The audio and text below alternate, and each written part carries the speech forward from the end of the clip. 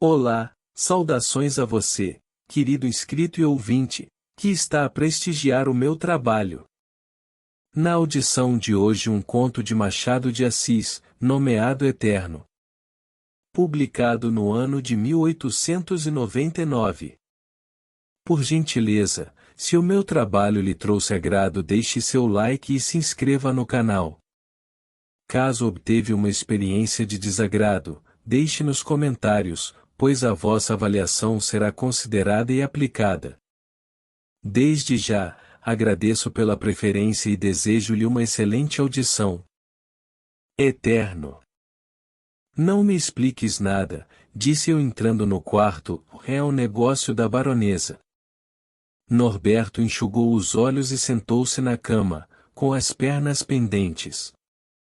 Eu, cavalgando uma cadeira, pousei a barba no dorso, e proferi este breve discurso. Mas, meu pateta, quantas vezes queres que te diga que acabes com essa paixão ridícula e humilhante? Sim, senhor, humilhante e ridícula, porque ela não faz caso de ti, e demais, é arriscado. Não? Verás se o é, quando o barão desconfiar que lhe arrastas a asa à mulher. Olha que ele tem cara de maus bofes. Norberto meteu as unhas na cabeça, desesperado. Tinha-me escrito cedo, pedindo que fosse confortá-lo e dar-lhe algum conselho, e esperara-me na rua, até perto de 1 hora da noite, defronte da casa de pensão em que eu morava, contava-me na carta que não dormira, que receberá um golpe terrível, falava em atirar-se ao mar. Eu, apesar de outro golpe que também receberá, acudi ao meu pobre Norberto. Éramos da mesma idade, estudávamos medicina, com a diferença que eu repeti o 3º ano, que perderá, por vadio. Norberto vivia com os pais, não me cabendo igual fortuna, por havê-los perdido, vivia de uma mesada que me dava um tio da Bahia e das dívidas que o bom velho pagava semestralmente. Pagava-as, e escrevia-me logo uma porção de coisas amargas, concluindo sempre que, pelo menos, fosse estudando até ser doutor. Doutor, para quê? Dizia comigo. Pois se nem o sol, nem a lua, nem as moças, nem os bons charutos vilegas eram doutores, que necessidade tinha eu de o ser? E tocava a rir, a folgar, a deixar correr semanas e credores. Falei de um golpe recebido. Era uma carta do tio, vinda com a do Norberto, naquela mesma manhã. Abri-a antes da outra, e li-a com pasmo. Já me não tuteava, dizia cerimoniosamente, Sr. Simeão Antônio de Barros, estou farto de gastar à toa o meu dinheiro com o senhor. Se quiser concluir os estudos, venha matricular-se aqui, e morar comigo. Se não, procure por si mesmo recursos, não lhe dou mais nada. Amarrotei o papel, finquei os olhos numa litografia muito ruim do Visconde de Sepetiba, que já achei pendente de um prego, no meu quarto de pensão, e disse-lhe os nomes mais feios, de maluco para baixo. Bradei que podia guardar o seu dinheiro, que eu tinha 20 anos, o primeiro dos direitos do homem, anterior aos tios e outras convenções sociais. A imaginação, madre amiga, apontou-me logo uma infinidade de recursos, que bastavam a dispensar os magros cobres de um velho avarento, ou mais, passada essa primeira impressão, e relida a carta, entrei a ver que a solução era mais árdua do que parecia.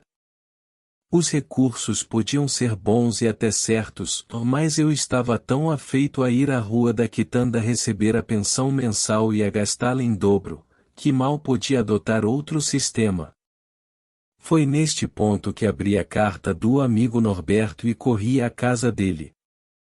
Já sabem o que lhe disse, viram que ele meteu as unhas na cabeça, desesperado. Saibam agora que, depois do gesto, disse com olhar sombrio que esperava de mim outros conselhos. Quais? Não me respondeu. Que compres uma pistola ou uma gazua? Algum narcótico? Para que estás caçoando comigo? Para fazer-te homem. Norberto deu de ombros, com um laivozinho de escárnio ao canto da boca. Que homem! Que era ser homem se não amar a mais divina criatura do mundo e morrer por ela?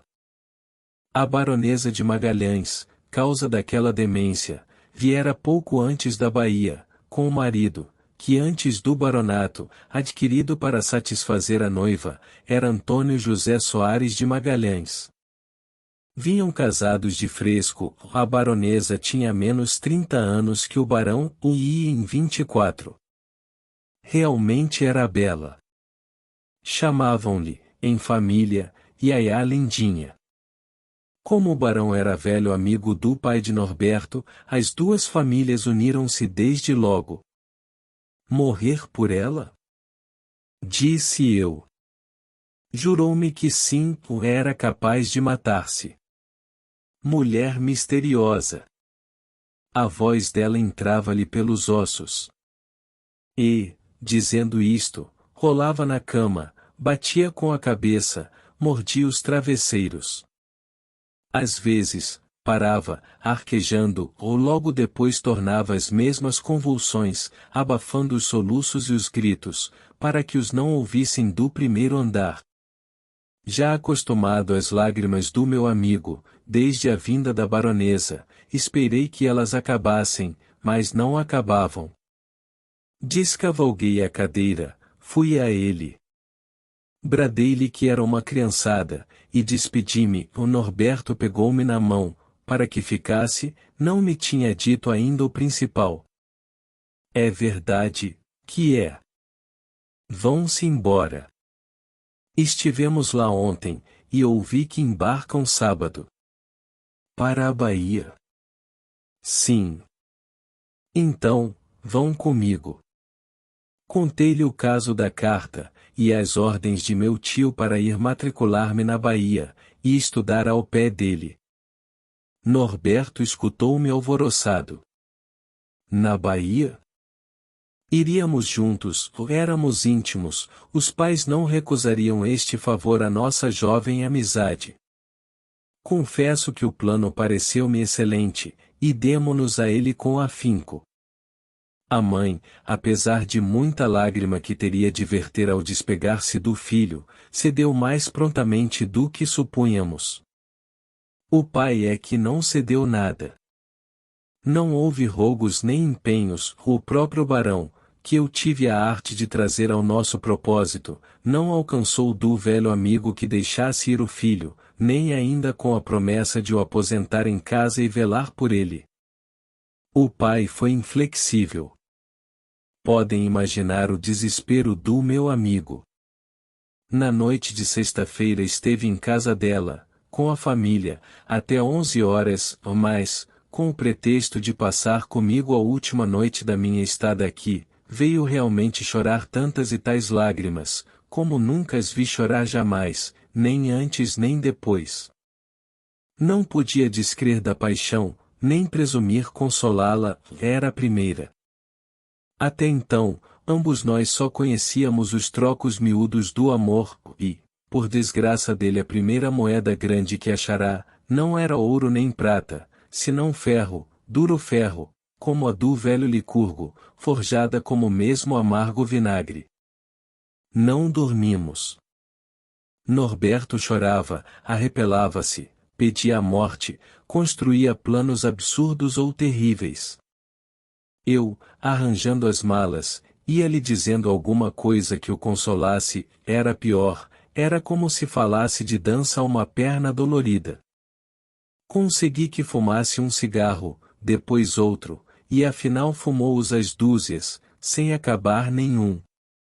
Às 3 horas tratava do modo de fugir ao Rio de Janeiro, não logo, mas daí a dias, no primeiro vapor. Tirei-lhe essa ideia da cabeça unicamente no interesse dele próprio. Ainda se fosse útil, vá, disse-lhe eu, mas ir sem certeza de nada, ir dar com o nariz na porta, porque a mulher, se não gosta de ti, e te vê lá, é capaz de perceber logo o motivo da tua viagem, e não te recebe. Que sabes tu? Pode receber-te, mas não há certeza, acho eu. Crês que ela goste de ti? Não digo que sim, nem que não. Contou-me episódios, gestos, ditos, coisas ambíguas ou insignificantes, depois vinha uma reticência de lágrimas, murros no peito, clamor de angústia, a dor ia-se me comunicando, padecia com ele, a razão cedia à compaixão, as nossas naturezas fundiam-se em uma só lástima. Daí esta promessa que lhe fiz. Tenho uma ideia. Vou com eles, já nos conhecemos, é provável que frequente a casa, e eu então farei uma coisa, sondo-a a teu respeito. Se vir que nem pensa em ti, escrevo-te francamente que penses em outra coisa, ou mais se achar alguma inclinação, pouca que seja, aviso-te, e, ou por bem ou por mal, embarca. Norberto aceitou alvoroçado a proposta, era uma esperança. Fez-me jurar que cumpriria tudo, que a observaria bem, sem temor, e, pela sua parte, jurou-me que não hesitaria um instante. E teimava comigo que não perdesse nada, que, às vezes, um indício pequeno valia muito, uma palavrinha era um livro, que, se pudesse, aludisse ao desespero em que o deixava. Para peitar a minha sagacidade, afirmou que o desengano matá-lo-ia, porque esse amor, eterno como era, iria fartar-se na morte e na eternidade. Não achei boca para replicar-lhe que isto era o mesmo que obrigar-me a só mandar boas notícias. Naquela ocasião, apenas sabia chorar com ele. A Aurora registrou o nosso pacto imoral. Não consenti que ele fosse a bordo despedir-se. Parti. Não falemos da viagem. Ó mares de Homero, flagelados por Euros, Bóreas e o violento Zéfiro, mares épicos, podeis sacudir Ulisses, mas não lhe daís as aflições do enjoo. Isso é bom para os mares de agora, e particularmente para aqueles que me levaram daqui à Bahia.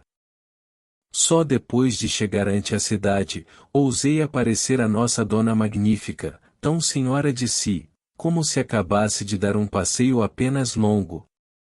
Não tem saudades do Rio de Janeiro? Disse-lhe eu logo, de introito. Certamente. O barão veio indicar-me os lugares que a gente via do paquete, ou a direção de outros. Ofereceu-me a casa dele, no Bonfim. Meu tio veio a bordo, e, por mais que quisesse fazer-se tétrico, senti-lhe o coração amigo. Via-me, único filho da irmã finada, e via-me obediente. Não podia haver para mim melhores impressões de entrada. Divina juventude! As coisas novas pagavam-me em dobro as coisas velhas. Dei os primeiros dias ao conhecimento da cidade, mas não tardou que uma carta do meu amigo Norberto me chamasse a atenção para ele. Fui ao Bonfim. A baronesa, sou Yaya Lindinha, que era ainda o nome dado por toda a gente, recebeu-me com tanta graça, e o marido era tão hospedeiro e bom, que me envergonhei da particular comissão que trazia. Mas durou pouco a vergonha, vi o desespero do meu amigo, e a necessidade de consolá-lo ou desenganá-lo era superior a qualquer outra consideração. Confesso até uma singularidade, agora que estavam separados entrou-me na alma a esperança de que ela não desgostasse dele, justamente o que eu negava antes. Talvez fosse o desejo de o ver feliz, podia ser uma instigação da vaidade que me acenasse com a vitória em favor do desgraçado. Naturalmente, conversamos do Rio de Janeiro. Eu dizia-lhe as minhas saudades, falava das coisas que estava acostumado a ver, das ruas que faziam parte da minha pessoa, das caras de todos os dias das casas, das afeições. Oh! As afeições eram os laços mais apertados. Tinha amigos, os pais de Norberto. Dois santos, interrompeu a moça, o meu marido, que conhece o velho desde muitos anos, conta dele coisas curiosas. Sabe que casou por uma paixão fortíssima? Adivinha-se. O filho é o fruto expressivo do amor dos dois. Conheceu bem o meu pobre Norberto? Conheci, ia lá à casa muitas vezes. Não conheceu. Iaiá Lindinha franziu levemente a testa. Perdoe-me se a desminto, continuei com vivacidade. Não conheceu a melhor alma, a mais pura e a mais ardente que Deus criou. Talvez que ache parcial por ser amigo. A verdade é que ninguém me prende mais ao Rio de Janeiro. Coitado do meu Norberto. Não imagina que homem talhado para dois ofícios ao mesmo tempo, arcanjo e herói, para dizer à terra as delícias do céu, e para escalar o céu, se for preciso ir lá levar as lamentações humanas. Só no fim desta fala compreendi que era ridícula. Iaiá Lindinha, ou não a entendeu assim, ou disfarçou a opinião, ou disse-me somente que a minha amizade era entusiasta, mas que o meu amigo parecia boa pessoa. Não era alegre, ou tinha crises melancólicas. Disseram-lhe que ele estudava muito. Muito. Não insisti para não atropelar os acontecimentos. Que o leitor me não condene sem remissão nem agravo. Sei que o papel que eu fazia não era bonito, mas já lá vão 27 anos. Confio do tempo, que é um insigne alquimista. Dá-se-lhe um punhado de lodo, ele o restitui em diamantes, quando menos, em cascalho. Assim é que, se um homem de estado escrever e publicar as suas memórias, tão sem escrúpulo, que lhes não falte nada, nem confidências pessoais, nem segredos do governo, nem até amores particularíssimos inconfessáveis, verá que escândalo levanta o livro. Dirão, e dirão bem, que o autor é um cínico, indigno dos homens que confiaram nele e das mulheres que o amaram. Clamor sincero e legítimo, porque o caráter público impõe muitos resguardos, os bons costumes e o próprio respeito às mulheres amadas constrangem ao silêncio. Mas deixai pingar os anos na cuba de um século. Cheio o século, passa o livro a documento histórico, psicológico, anedótico. Hão de lê-lo a frio, estudar-se-á nele a vida íntima do nosso tempo, a maneira de amar, a de compor os ministérios e deitá-los abaixo, se as mulheres eram mais animosas que dissimuladas, como é que se faziam eleições e galanteios, se eram usados chales ou capas, que veículos tínhamos, se os relógios eram trazidos à direita ou à esquerda, e multidão de coisas interessantes para a nossa história pública e íntima. Daí a esperança que me fica, de não ser condenado absolutamente pela consciência dos que me leem. Já lá vão 27 anos. Gastei mais de meio em bater a porta daquele coração, a ver se lá achava o Norberto, ou mais ninguém me respondia de dentro, nem o próprio marido.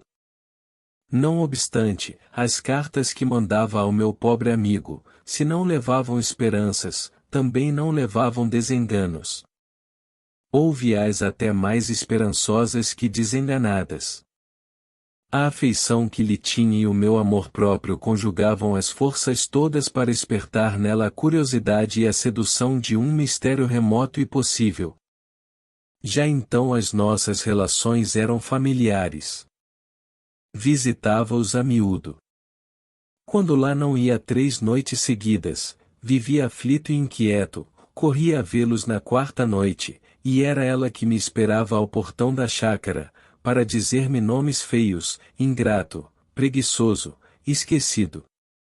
Os nomes foram cessando, mas a pessoa não deixava de estar ali à espera, com a mão prestes a apertar a minha, às vezes, trêmula, ou seria a minha que tremia, ou não sei. Amanhã não posso vir, dizia-lhe algumas noites, à despedida, baixo, no vão de uma janela. Por quê? Explicava-lhe a causa, estudo ou alguma obrigação de meu tio. Nunca tentou dissuadir-me de promessa, mas ficava desconsolada. Comecei a escrever menos ao Norberto e a falar pouco de Yaya Lindinha, como quem não ia à casa dela. Tinha fórmulas diferentes. Ontem encontrei o barão no largo do palácio, e disse-me que a mulher está boa. Ou então, sabes quem vi há 3 dias no teatro? A baronesa. Não reli as cartas, para não encarar a minha hipocrisia. Ele, pela sua parte, também ia escrevendo menos, e bilhetes curtos. Entre mim e a moça não aparecia mais o nome de Norberto. Convencionamos, sem palavras, que era um defunto, e um triste defunto sem galas mortuárias. Beirávamos o abismo, ambos teimando que era um reflexo da cúpula celeste, incongruência para os que não andam namorados. A morte resolveu o problema, levando consigo o barão, por meio de um ataque de apoplexia, no dia 23 de março de 1861, às 6 horas da tarde. Era um excelente homem, a quem a viúva pagou em preces o que lhe não dera em amor. Quando eu lhe pedi, 3 meses depois, que, acabado o luto, casasse comigo, Yaya Lindinha não estranhou nem me despediu. Ao contrário, respondeu que sim, mas não tão cedo, punha uma condição em que concluísse primeiro os estudos, que me formasse. E disse isto com os mesmos lábios, que pareciam ser o único livro do mundo, o livro universal, a melhor das academias, a escola das escolas. Apelei dela para ela, e escutou-me inflexível. A razão que me deu foi que meu tio podia recear que, uma vez casado, interromperia a carreira. E com razão, concluiu. Ouça-me, só me caso com um doutor. Cumprimos ambos a promessa. Durante algum tempo andou ela pela Europa, com uma cunhada e o marido desta, e as saudades foram então as minhas disciplinas mais duras. Estudei pacientemente, e despeguei-me de todas as vadiações antigas. Recebi o capelo na véspera da bênção matrimonial, e posso dizer, sem hipocrisia, que achei o latim do padre muito superior ao discurso acadêmico. Semanas depois, pediu-me Yaya Lindinha que viéssemos ao Rio de Janeiro. Cedi ao pedido, confesso que um pouco atordoado. Cá viria achar o meu amigo Norberto, se é que ele ainda residia aqui. E em mais de 3 anos que nos não escrevíamos, já antes disso as nossas cartas eram breves e sem interesse. Saberia do nosso casamento? Dos precedentes? Viemos, não contei nada à minha mulher. Para quê? Era dar-lhe notícia de uma aleivosia oculta, dizia comigo.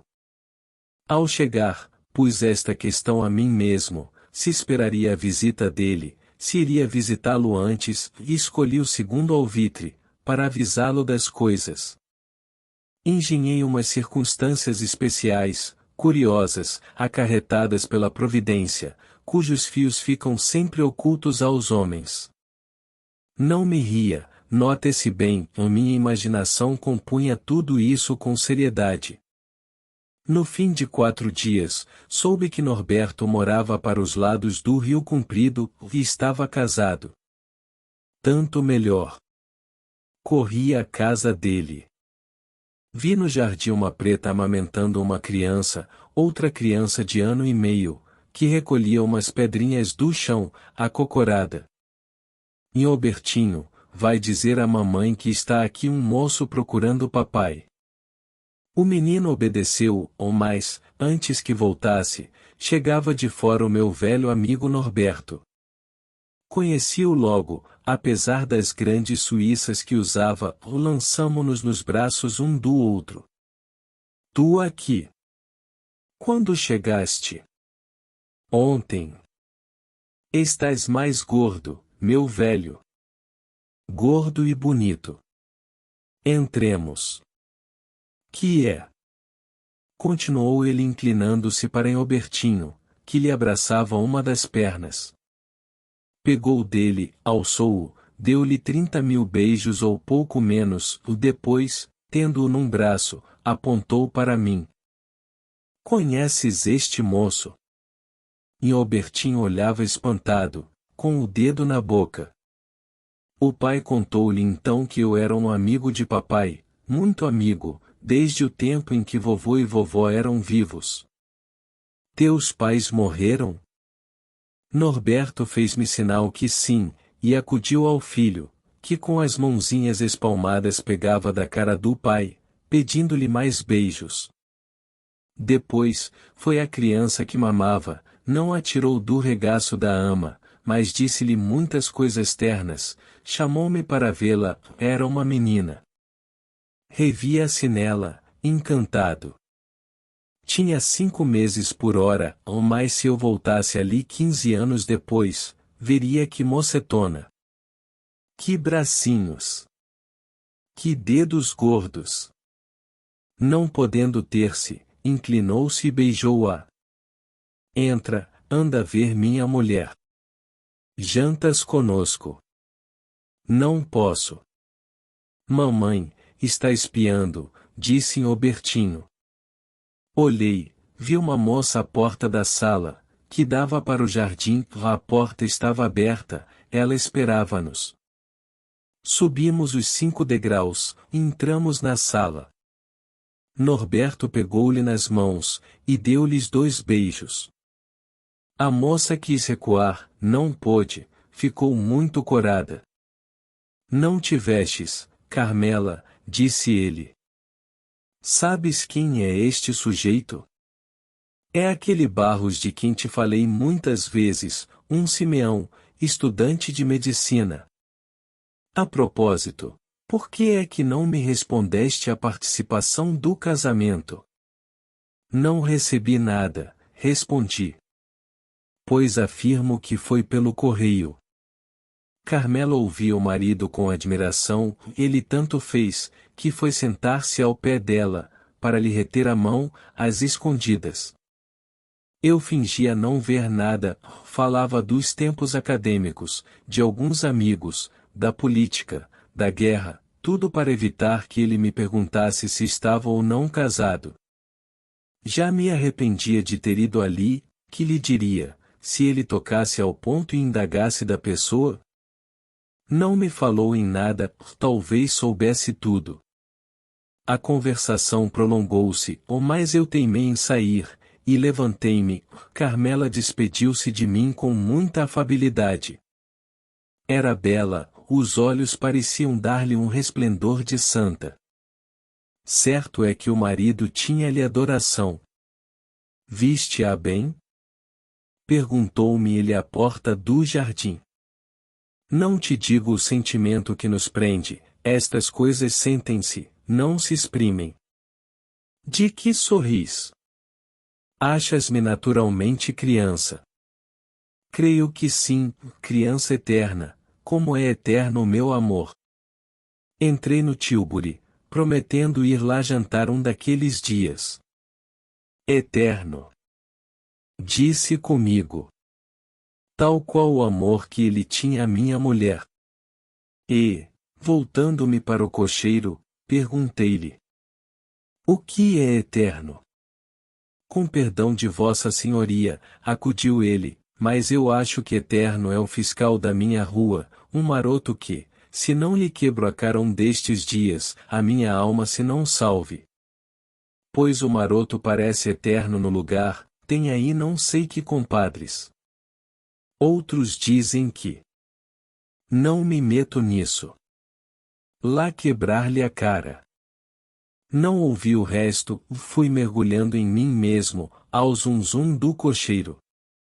Quando dei por mim, estava na Rua da Glória. O demônio continuava a falar, paguei, e desci até a Praia da Glória, meti-me pela do Russell e fui sair a do Flamengo. O mar batia com força. Moderei o passo, e pus-me a olhar para as ondas que vinham ali bater e morrer. Cá dentro, ressoava, como um trecho musical, a pergunta que fizera ao cocheiro do que é eterno. As ondas, mais discretas que ele, não me contaram os seus particulares, vinham vindo, morriam, vinham vindo, morriam. Cheguei ao hotel de estrangeiros ao declinar da tarde. Minha mulher esperava-me para jantar. Eu, ao entrar no quarto, peguei-lhe das mãos, e perguntei-lhe: o que é eterno, Yaya lindinha? Ela, suspirando: ingrato. É o amor que te tenho. Jantei sem remorsos, ou ao contrário, tranquilo e jovial. Coisas do tempo. Dá-se-lhe um punhado de lodo, ele o restitui em diamantes. Fim. Esta foi a obra narrada deste vídeo. Uma vez mais, agradeço pela preferência. Caso lhe tenha agradado, curta, se inscreva e compartilhe. Se algo não lhe agradou, escreva nos comentários, pois a sugestão será aplicada. Um grande abraço a você, querido inscrito e ouvinte. Até a próxima!